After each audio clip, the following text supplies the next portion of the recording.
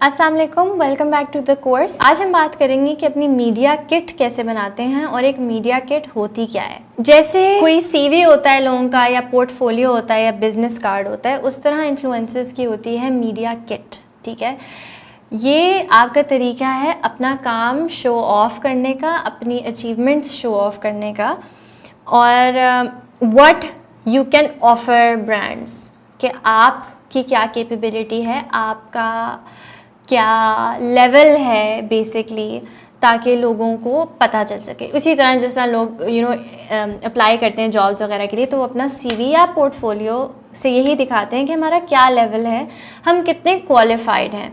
उसी तरह इन्फ्लुएंसर्स की मीडिया किट होती है। ठीक है, तो आप ब्लॉगर हैं, व्लॉगर हैं, फोटोग्राफर हैं, वीडियोग्राफर हैं, जो भी हैं, एक डॉक्यूमेंट है जिसमें रिप्रेजेंटेशन होती है आपने जो भी सारा काम किया है, आपके अचीवमेंट्स क्या हैं, एंड आपकी सर्विसेज क्या हैं। आपके साथ काम करने से ब्रांड को क्या फ़ायदा होगा, ये एक मीडिया किट आपकी बताती है। सो एक मीडिया किट होने के लिए ज़रूरी नहीं है कि आप कोई बहुत बड़े इन्फ्लुएंसर हो तो आपकी सिर्फ मीडिया किट होनी चाहिए। बात यह है कि आजकल आप जाके बहुत सारे ब्रांड्स जो हैं वो माइक्रो ब्लॉगर्स और माइक्रो इन्फ्लुएंसर्स के साथ काम करना चाहते हैं।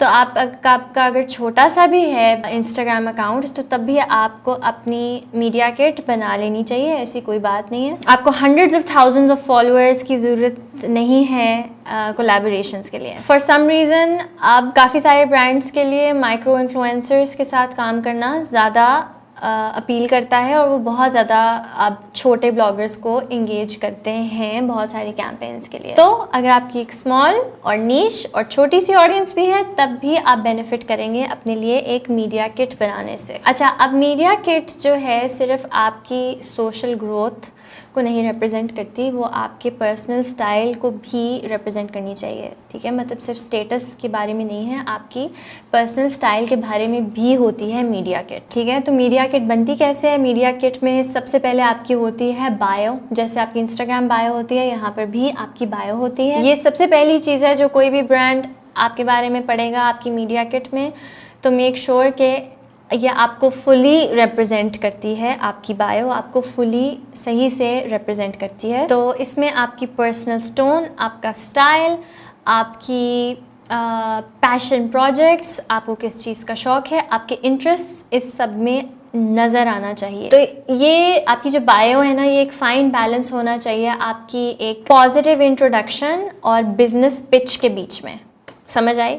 उसके बीच का रास्ता आपने निकालना है, एक फ़ाइन बैलेंस निकालना है between a business pitch and a positive introduction about yourself. So इस पर टाइम लगाएं, बार बार लिखें, एडिट करें। जब तक आप इससे 100% खुश नहीं होते, इसको लिखें, इस पर काम करें, कोई बात। फिर इसमें अपनी शक्ल, अपनी पिक्चर ज़रूर डालें, ताकि जो भी आपकी मीडिया किट पढ़ रहा हो वो ये देख सके कि भाई ये कौन है जिसके बारे में पढ़ रहा हूँ, ये दिखने में कैसा है, ये कौन है। It's always good to put a face to a name. ज़्यादा आसान होता है आपको समझना आपके एक्सप्रेशंस की वजह से, आपकी शक्ल की वजह से। फिर इसमें बहुत इंपॉर्टेंट है कि आप ऑनेस्टली इसमें करंट आप अपनी सोशल मीडिया फॉलोइंग और ऑडियंस के बारे में शेयर करें। इसमें आपको झूठ नहीं बोलना चाहिए।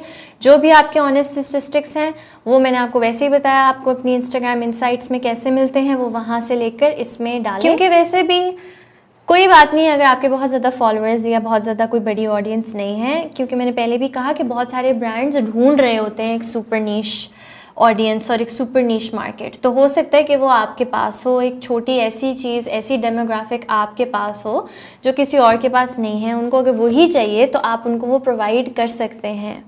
तो खैर है, बस आप अपने ऑनेस्ट नंबर्स लिखें। जिस तरह हो सकता है कि जो भी किसी ब्रांड का मिशन है उस प्रोजेक्ट के साथ, या जो भी उनकी कैंपेन है, वो ज़रूरी नहीं है कि किसी बहुत बड़े इन्फ्लुएंसर के साथ मैच करती हो। ठीक है, वो बहुत सारी और चीज़ें देखते हैं, सिर्फ नंबर्स नहीं देखते। वो ये भी देखते हैं कि लोकेशन क्या है, क्या पता वो किसी स्पेसिफिक जगह के लोगों को टारगेट करना चाहते हो। तो अगर आपकी ऑडियंस में वो हैं तो वो आपके साथ काम करना चाहेंगे, या वो एक स्पेसिफिक एज को टारगेट करना चाहते हो जो आपकी ऑडियंस में है, तो वो आपसे ज़्यादा आपके साथ काम करना चाहेंगे। ठीक है, so don't be afraid to show off your audience, जो आपने इतनी ऑनेस्टली और इतने हार्ड वर्क और इतना ऑर्गेनिकली क्रिएट की है, और ऑनेस्टली जिसके साथ एक रिलेशनशिप बिल्ड की है। ठीक है, तो आपने इसमें क्या डालना है, इसमें आपने अपने फॉलोअर्स के बारे में इंफॉर्मेशन डालनी है, कि आपके फॉलोअर्स कितने हैं, उनकी क्या एज है, उनकी क्या लोकेशन है। अगर कोई आपके दूसरे प्लेटफॉर्म्स भी हैं तो उनकी इन्फॉर्मेशन भी यहाँ डालनी है, जैसे पिंटरेस्ट या ट्विटर या यूट्यूब या फेसबुक, ठीक है। वहाँ पे भी आपके कोई फेसबुक पेजेस हैं या आपका कुछ भी है वहाँ पर भी फॉलोइंग है, तो उसके बारे में भी आप मेंशन करें। बहुत सारे ब्रांड्स फॉलोअर्स में इंटरेस्टेड तो होते ही हैं, लेकिन ज़्यादातर ब्रांड्स तब आपकी इंगेजमेंट रेट में ज़्यादा इंटरेस्टेड होते हैं, जिसका मैंने आपको पहले बताया। तो अपनी इंगेजमेंट रेट ज़रूर कैलकुलेट करके यहाँ पर लिखें और डालें। वजह क्या है? क्योंकि बहुत सारे ब्रांड्स को इस बात से गर्ज होता है कि आप जब कोई चीज़ पोस्ट करेंगे, कोई चीज़ लिखेंगे, उनके साथ उनकी मार्केटिंग करेंगे, तो एक पॉजिटिव रिस्पॉन्स आएगा, ऑडियंस इंगेज करेगी, रिएक्ट करेगी, पार्टिसिपेट करेगी। तो ये ब्रांड्स के लिए बहुत इंपॉर्टेंट चीज़ है, इसलिए वो ऑडियंस के नंबर से ज़्यादा ऑडियंस की इंगेजमेंट रेट को देखना चाहते हैं कि आपकी जितनी ऑडियंस है उसके हिसाब से कितनी परसेंटेज ऐसे लोग हैं जो आपसे इंटरैक्ट करते हैं, जो शो करते हैं, जो लाइक, कमेंट, शेयर और सेव करते हैं, ठीक है।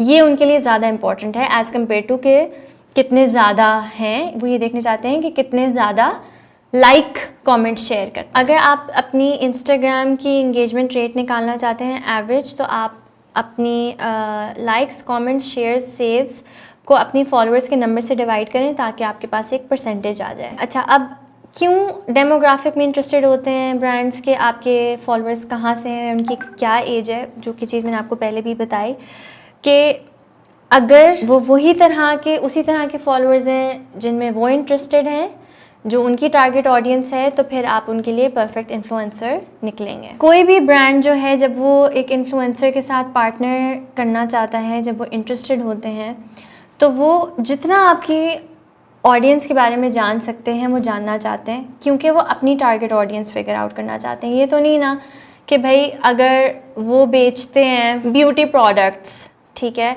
और आपकी जो ऑडियंस है वो 80% मेल है, तो इनको तो फ़ायदा ही नहीं होगा, ठीक है। इसलिए उनके लिए जेंडर, लोकेशन, एज और इनकम वो इस तरह जज करते हैं कि सिर्फ फॉर एग्ज़ाम्पल अगर आपकी ऑडियंस 16 to 20 ईयर ओल्ड है या 13 to 20 ईयर ओल्ड है, तो उनको ये होगा कि ये तो बहुत छोटे लोग हैं और मेरी प्रोडक्ट तो बहुत महंगी है, हम तो बहुत महंगी, लाइक हमारा तो ज़रा हाई एंड सामान है या हमारा घर का सामान है, राइट, या हाई एंड ब्यूटी प्रोडक्ट्स हैं, तो 13 to 20 ईयर ओल्ड लड़कियां तो वो नहीं नॉर्मली ख़रीदेंगी। तो उनके लिए इस तरह की ऑडियंस यूज़लेस है। फिर वो आपके चाहे जितने भी मिलियन फॉलोअर्स हों, उनको फ़ायदा नहीं है। वो एक ऐसे इन्फ्लुएंसर को ढूंढेंगे जिसके पास वो डेमोग्राफिक है जो उनकी चीज़ें ख़रीदना चाहती है in the first place, right.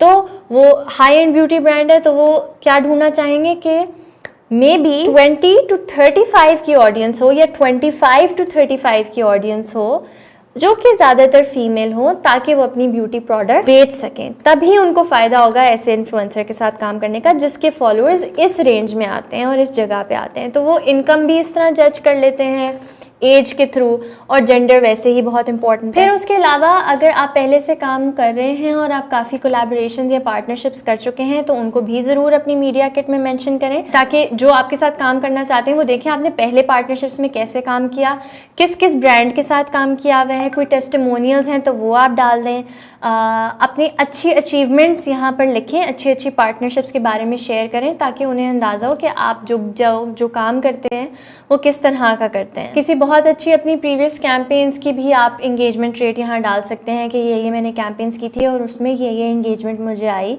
उससे भी अच्छा अंदाज़ा हो जाता है। अक्सर ब्रांड्स जो हैं वो ख़ुद मांग लेते हैं कि आप प्लीज़ हमें अपने कुछ पोस्ट्स की इंगेजमेंट रेट ज़रा भेज दें ताकि हम अंदाज़ा लगा सकें, ठीक है। सो इससे जो है एक ब्रांड को बहुत अच्छी इंसाइट मिल जाती है आपकी वर्क एथिक की, आप किस तरह का काम करते हैं और उनको फ़ायदा होगा या नहीं। तो बेसिकली आपकी मीडिया किट के थ्रू कोई भी ब्रांड ये देखना यही चाहता है कि उन्हें आपके साथ काम करने में कितना फ़ायदा होगा और क्या आप उनके ब्रांड के लिए, उनके प्रोडक्ट या सर्विस के लिए परफेक्ट इन्फ्लुएंसर हैं या नहीं, ठीक है। तो ये होगी हमारी मीडिया किट।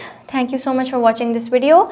नेक्स्ट वीडियो में हम बात करेंगे अंडरस्टैंड करना कि किस ब्रांड के साथ काम करना चाहिए एज एन इन्फ्लुएंसर आपको, और दूसरा ये कि आपकी क्या वैल्यू है, अपनी वैल्यू का अंदाज़ा कैसे लगाना कि आपको कितना चार्ज करना चाहिए और ये चीज़ आपको कैसे पता चल सकती है। सो अंटिल नेक्स्ट टाइम, अल्लाह हाफिज़।